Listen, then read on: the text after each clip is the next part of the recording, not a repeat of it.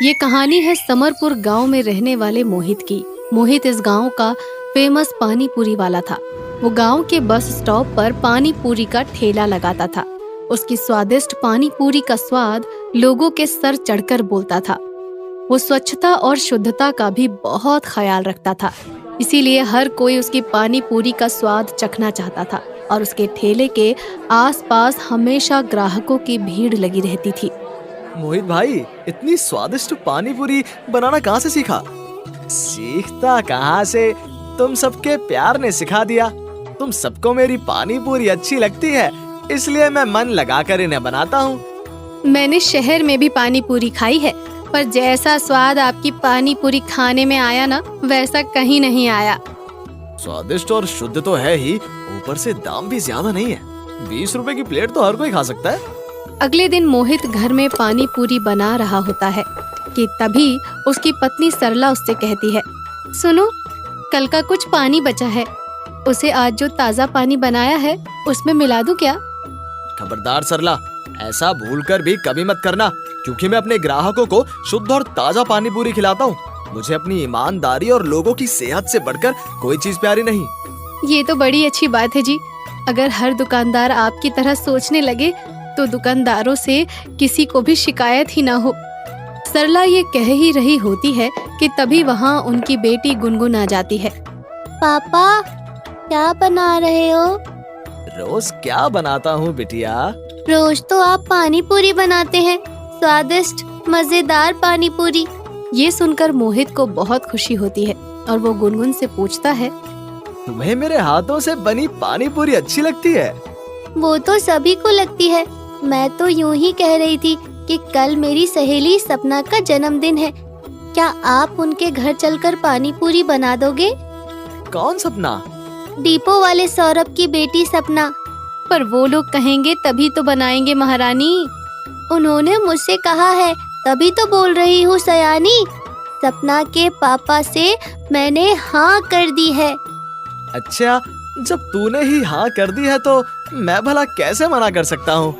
Depot वाले के घर उसकी बेटी जन्मदिन उत्सव में मोहित की बनाई पानी पूरी खाकर सब मेहमान उसकी वाहवाही करने लगते हैं, मगर नत्थू हलवाई के कलेजे में आग लग जाती है। उत्सव के बीच नत्थू हलवाई डिपो वाले सौरभ से बात करता है। मिठाइयाँ आदि मुझसे बनवाई थी तो ये पानी पूरी भी मुझसे बनवा लेते। इस ठेली वाले को बुलाने की क्या जरूरत थी भाई? ये ठेली वाला जो स्वादिष्ट पानी पूरी बनाता है, आसपास के गांव में तो क्या, शहर में भी कोई नहीं बनाता होगा। अच्छा जी, ऐसी कौन सी अनोखी पानी पूरी बनाता है? तुम खुद ही खाकर देख लो। मोहित की पानी पूरी की इतनी बड़ाई सुनकर हलवाई नत्थू राम से रहा नहीं जाता। वो तुरंत मोहित के पास जाकर कहता है, भाई सुना है कि तुम बड़ी लजीज पानी पूरी बनाते हो, जरा चखाओ तो। हाँ, क्यों नहीं भाई। मोहित की बनाई पानी पूरी चख कर नत्थू हलवाई उसे हैरानी से देखता है और मन ही मन सोचता है, पानी पूरी तो ये भी अच्छी बनाता है, मगर मैं तो इससे भी अच्छी बना सकता हूँ। आखिर मैं शहर का मशहूर हलवाई जो हूँ।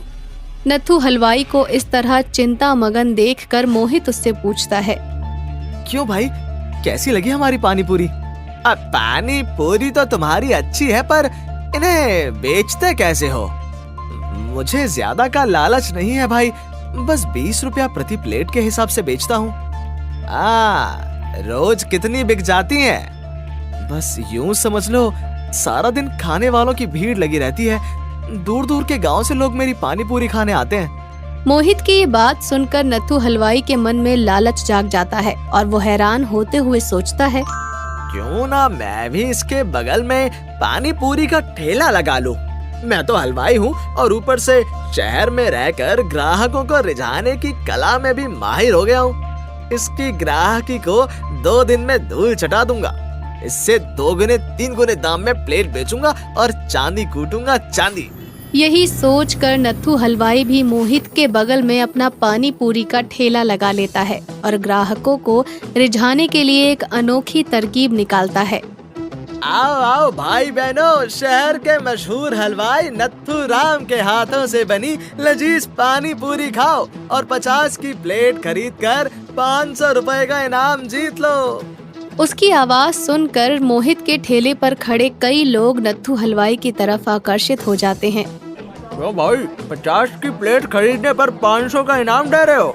ग्राहक के ये पूछने पर नत्थू हलवाई उसे पानी पूरी की प्लेट दिखाते हुए कहता है, हाँ हाँ दे रहा हूँ, पर इनाम उसे ही मिलेगा जो ये बड़े वाले पानी पूरी को एक ही बार में खा कर दिखाएगा। क्या स्वादिष्ट और शुद्ध भी है तुम्हारी पानी पूरियाँ? अरे शुद्ध और स्वादिष्ट तो है, तभी तो शहर से यहाँ आया हूँ। दिल्ली शहर की मशहूर पानी पूरियाँ बहन जी, जरा खाकर तो देखो। तो एक प्लेट तो दो। उस दिन से नत्थू हलवाई का धंधा चल निकलता है। लोग 500 रुपए के इनाम के लालच में उससे 50 रुपए की प्लेट खरीदते जरा भी नहीं हिचकते। भाई मुझे एक प्लेट दो, मैं तुम्हारी इस इनामी पानी पूरी को एक ही बार में खाकर दिखाऊंगा और 500 रुपए का इनाम जीत कर दिखाऊंगा। अरे तू क्या खाकर दिखाएगा रमेश, इसे तो मैं खाकर दिखाऊंगा और इनाम भी मैं ही जीतूंगा। अरे रे झगड़ो मत भाइयों, बस पानी पूरी खाओ, मेरे पास बहुत पैसा है, मैं हर जीतने वाले को पैसा दूंगा। रोज बहुत सारे लोग उस बड़ी वाली पानी पूरी को एक ही बार में खाने की कोशिश करते हैं, मगर खा कोई नहीं पाता। इसीलिए नत्थू हलवाई को किसी को भी पैसे नहीं देने पड़ते, उल्टे उसकी खूब सारी प्लेटें बिक जाती हैं और वो खूब कमाई करता है। उधर बेचारा मोहित उसके ठेले की तरफ देखकर मन ही मन बड़बड़ाता रहता है। लगता है अब यहाँ इसी का काम चलेगा। मैं इससे सस्ती प्लेट बेचता हूँ और ईमानदारी से शुद्ध चीज भी बनाता हूँ, मगर फिर भी कोई मेरी पानी पूरी की तरफ देखना तक नहीं चाहता। मोहित को दिन भर मक्खियाँ मारते देखकर नत्थू हलवाई बहुत खुश होता है और घमंड में चूर होकर उसकी तरफ हंसते हुए उसका मन जलाता रहता है। क्यों भाई, तुम तो बहुत स्वादिष्ट पानी पूरी बनाते हो, फिर भी लोग तुम्हारी पानी पूरी नहीं खा रहे। शायद लोग मेरी पानी पूरी के स्वाद से ऊब गए हैं भाई। हाँ सही कहते हो, अब तुम कोई और धंधा करो, क्योंकि तुम्हारा ये धंधा अब नहीं चलेगा। शाम तक 1-2 प्लेट भी नहीं बिक पाती तो मोहित उदास होकर घर लौट जाता है। क्या हुआ जी, इतने उदास क्यों हो? अब मैं पानी पूरी नहीं बेचूंगा सरला, अब मेरी पानी पूरी कोई नहीं खाना चाहता। सब नत्थू हलवाई की महंगी पानी पूरी के स्वाद के कायल हो गए हैं। देखो तो सब माल ऐसे ही पड़ा है। मोहित के इस तरह उदास और हताश हो जाने पर सरला उसे समझाती है, आप हिम्मत रखिए, उस लालची और चालाक नत्थू हलवाई का काम आपकी ईमानदारी के काम के आगे टिक नहीं पाएगा। लोग कुछ ही दिनों में ऊब जाएंगे और फिर सब आपकी पानी पूरी खाना शुरू कर देंगे। हाँ पापा, आपकी स्वादिष्ट और शुद्ध पानी पूरी का स्वाद लोग इतनी आसानी से नहीं भूल सकते। कल से आप उतना ही माल बनाइए जितना बिक सके। भगवान ने चाहा तो बहुत जल्द ही वो अच्छे दिन लौट आएंगे। पत्नी और बेटी के समझाने पर मोहित पानी पूरी बेचता रहता है और उधर नत्थू हलवाई इनाम का लालच देकर लोगों को ज्यादा दिनों तक बेवकूफ नहीं बना पाता। एक दिन सोमदत्त नाम का एक लंबा और पतला आदमी उसके पास आता है। सुना है तुम एक बड़ी पानी पूरी को एक ही बार में खाने वाले को 500 का इनाम देते हो। देता तो हूँ, पर कोई खा तो नहीं पाता है। अगर खा ले तो? खा लेगा तो 500 रुपए दे दूंगा। अगर एक पानी पूरी की जगह कई पानी पूरियां खाएगा तो क्या करोगे? ये सुनकर नत्थू हलवाई उसे देखते हुए हंसने लगता है और सोचता है कि ये आदमी तो बस बोल रहा है, इससे खाया वाया नहीं जाएगा। इसीलिए घमंड में आकर वो सोमदत्त से कहता है, तुम जितनी पानी पूरी खाओगे मैं तुम्हें प्रत्येक के लिए 500 रुपए दूंगा, लेकिन अगर तुम नहीं खा पाए तो मुझे पूरे 2000 रुपए दोगे। बोलो मंजूर? हाँ भाई मंजूर।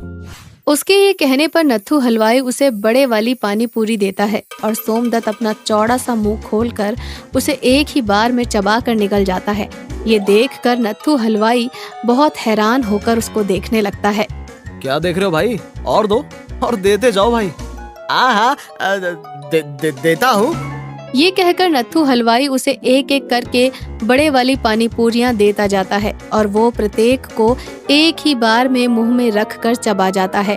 इस तरह सोमदत्त 20 पानी पूरियां खा जाता है और नत्थू हलवाई के हाथ कांपने लगते हैं। अरे रे, माफ करो भाई, ऐसे तो मैं लुट जाऊंगा। तो निकालो मेरे 10,000 रुपए और कसम खाओ कि आगे से ग्राहकों को इस तरह बेवकूफ बनाने की कोशिश नहीं करोगे। मैं आज के बाद लोगों को बेवकूफ तो क्या बल्कि पानी पूरी बनाना और बेचना ही छोड़ दूंगा। नथु हलवाई को इस तरह गिड़गिड़ाते देखकर वहाँ खड़े लोग उस पर हंसने लगते हैं और लज्जित होकर सोमदत्त को पूरे 20,000 रुपए देकर चुपचाप वहाँ से अपना ठेला लेकर निकल जाता है। उस दिन के बाद वो बस स्टैंड पर दोबारा नजर नहीं आता और गरीब मोहित का पानी पूरी का धंधा फिर से पहले की तरह चलने लगता है। इस तरह ईमानदारी की जीत होती है और लालच व घमंड को पराजय का।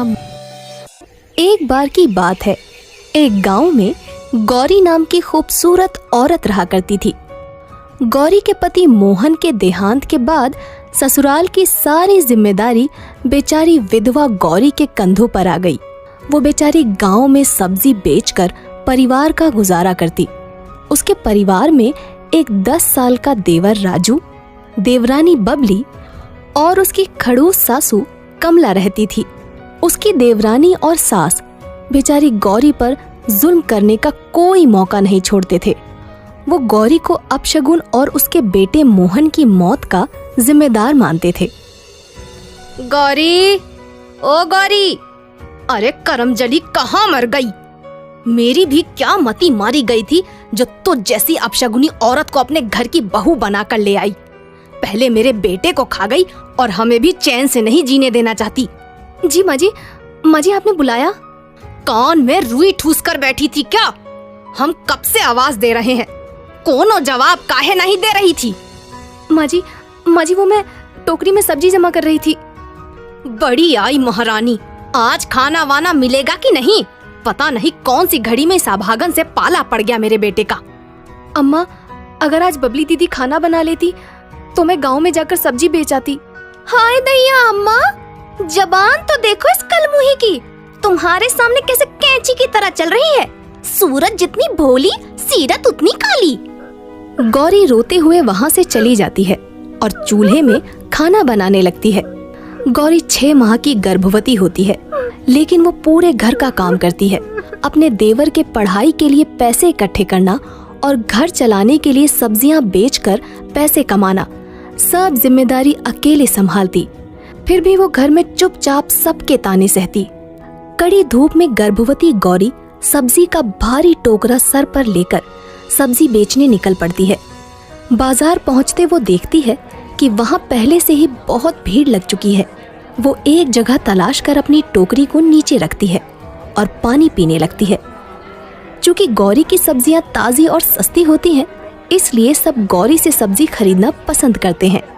इस बात से दूसरी सब्जी वाली लज्जो उससे बहुत जलती है। आ गई महारानी अपना टोकरा लेकर, आज इसे अच्छा मजा चखाती हूँ। लज्जो अपने कान का एक झुमका चुपके से गौरी के टोकरे में फेंक देती है और उस पर चोरी का इल्जाम लगाते हुए कहती है, हाय राम, इस कलमुही ने मेरा कान का झुमका चुरा लिया। ये कलमुही सब्जी बेचने के बहाने लोगों के जेवर चुराती है, कह देती हूँ। हे राम, ये क्या बोल रही हो लज्जो बहन? मैं भला ऐसा क्यों करूँगी? अगर मैं झूठ बोल रही हूँ तो दिखाना अपनी सब्जी की टोकरी। अगर उसमें झुमका ना हुआ तो ये लज्जो कल से इस बाजार में सब्जी नहीं बेचेगी। हाँ, और अगर झुमका तेरे पास मिला तो तू कल से इस बाजार में नजर मत आना। लज्जो का फेंका हुआ झुमका गौरी की टोकरी में मिलता है और सब गौरी को बेइज्जत कर वहाँ से निकाल देते हैं। कल से अगर इधर अपना कदम भी रखा तो तेरी टांगे तोड़ दूंगी। लज्जो गौरी की सब्जी की टोकरी पलट देती है। सारी सब्जियां नाली में जा गिरती हैं। गौरी मायूस होकर खाली टोकरा लेकर वापस घर की ओर निकल पड़ती है। आज गौरी की कुछ खास कमाई नहीं होती है। गौरी वापस घर जा रही होती है, तब वो देखती है कि उसका देवर राजू गली के मवाली लड़कों के साथ जुआ खेल रहा है। गौरी राजू का कान पकड़कर उसे घर ले आती है। क्यों रे राजू, मैं तेरी स्कूल की फीस के लिए इतनी जिल्लत सहती हूँ और तू स्कूल के बहाने यहाँ बैठकर पत्ते खेल रहा है। उससे तुमको क्या फर्क पड़ता है? मेरे मन में जो आए मैं वो करूँगा। मेरी माँ जब मुझे कुछ नहीं कहती है तो तुम कौन होती हो मुझे कुछ कहने वाली? तेरे भैया का सपना था बेटा कि तू पढ़ लिख कर अफसर बने। मेरे लिए ना सही, अपने भैया के लिए पढ़ाई कर बेटा। कमला वहीं बैठी होती है अब तो मेरे छोटे बेटे को क्या अनाप शनाप पट्टी पड़ा रही है। जरूर हमारे खिलाफ कान भर रही होगी करमजली। गौरी हर दुख को अपने सीने में दबाए चुपचाप सब सहन कर जाती है। और अगले दिन गर्भवती गौरी फिर सब्जी का टोकरा सर पर उठाकर गांव में घर घर घूमकर सब्जियां बेचने लगती है। कड़ी धूप के कारण उसकी तबीयत बिगड़ने लगती है और उसके सर से सब्जी का टोकरा गिर जाता है।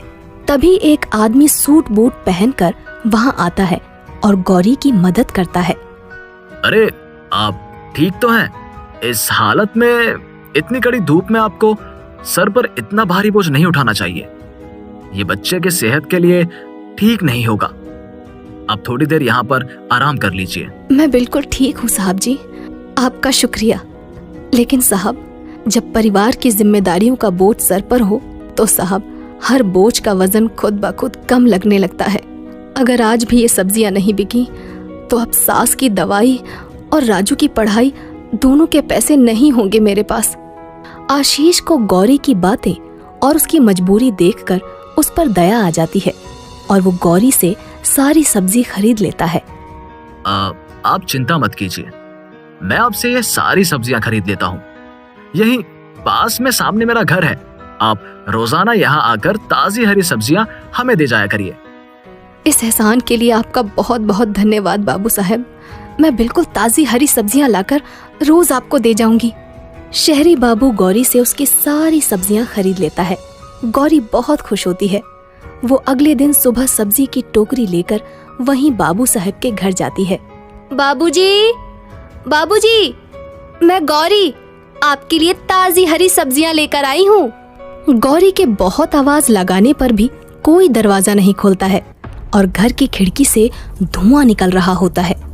तब घबराकर गौरी धक्का देकर दरवाजे से अंदर जाती है, जहाँ की रसोई में आग लगी होती है और एक छोटी बच्ची पीहू धुएं के कारण बेहोश पड़ी होती है।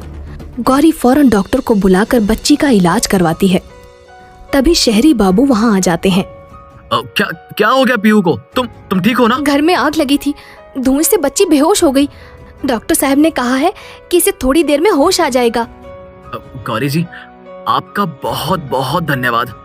अगर आज आप समय पर नहीं आती तो पता नहीं क्या हो जाता। बाबू, आपको और मेम साहब को इस तरह बच्ची को अकेले घर में छोड़कर नहीं जाना चाहिए।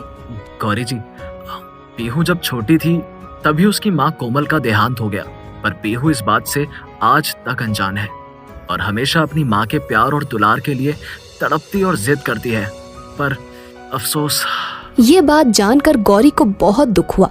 अब गौरी हर रोज शहरी बाबू के यहाँ सब्जियां देने जाने लगती है। गौरी, तुम कहाँ चली गई थी मुझे छोड़ के कल? ये देखो, मैंने ड्राइंग बनाई। ये मैं, ये पापा और ये तुम सर पे सब्जी उठाए। बहुत सुंदर फोटो बनाया है बिटिया तुमने, इसलिए हम तुम्हारे लिए ये जलेबी लेने गए थे। बिटिया, अब चलो इसे खा लो और आराम करो। थोड़े समय में ही गौरी और पीहू आपस में घुल मिल जाते हैं। कुछ समय के लिए ही सही, लेकिन गौरी अपनी सारी ममता मासूम पीहू पर लुटाती है और उसका ख्याल रखती है। उसके लिए अपने हाथों से बनाई हुई मिठाई लेकर आती है। कुछ दिन यूं ही गुजर जाते हैं। गौरी को जब भी समय मिलता वो शहरी बाबू के घर जाकर घर का सारा काम करती है और पीहू का भी ध्यान रखती है। गौरी के साथ पीहू को खुश देखकर अब शहरी बाबू की चिंता कम हो गई थी। वो मन ही मन गौरी का खूब सम्मान करने लगे और गौरी के हालात, दुख और संघर्ष देखकर गौरी के लिए उनका सम्मान कब प्यार में बदल गया ये तो शहरी बाबू भी नहीं समझ पाए।